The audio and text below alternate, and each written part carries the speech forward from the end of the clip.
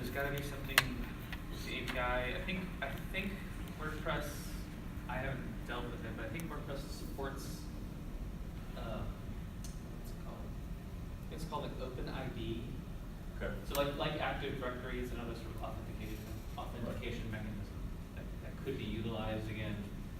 So we're going to be on a conference call at 9 o'clock in the morning and saying, okay, where is that expert to bridge the gap?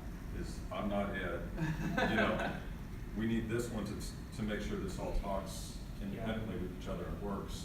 So when the client sees it come next week, it's all working the way we want it to. I'm trying to think of, is this other system a proprietary system? Like it's specific to this client? I think so. Again, Yeah, okay.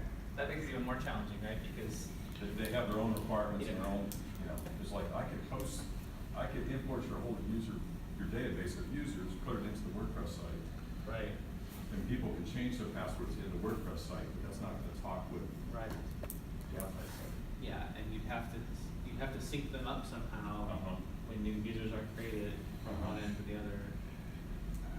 And then there's even like technical implementation details of how does WordPress store the hashes of its passwords. You know, what sort of when you store a password in a well-secured system, your password isn't stored in plain text. It isn't stored like, you know, A, B, C, D, F, G, whatever your password is. It's a terrible password. It's stored as some sort of algorithmically, what they call a hash value. So when you log in, you type in what your password is, the computer goes, does that match this, what I have stored? It matches, okay, you can log in. So that way the system that stores your password never actually ever has your real password. So in the case of getting hacked or something being leaked, all they have is the hashes of the password. Don't have the real password. So WordPress hashes it a particular way with a particular algorithm, a particular bit of math. And so if the backend system doesn't hash it the same way, you couldn't store the hash. You couldn't sync the hashes across there. You'd have to you'd have to figure something out. That's sort of the mechanism of doing that. And that's the guy I need. Yeah. So, right.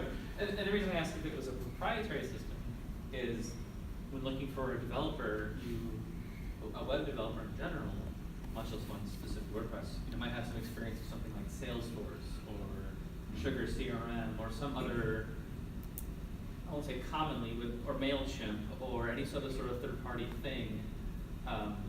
It's a heck of a lot easier to plug into those other well-known systems because there's more of an ecosystem of people Who have experience working on those. Right, like, oh yeah, Salesforce out of that, oh, WordPress out of that, let's push the two together.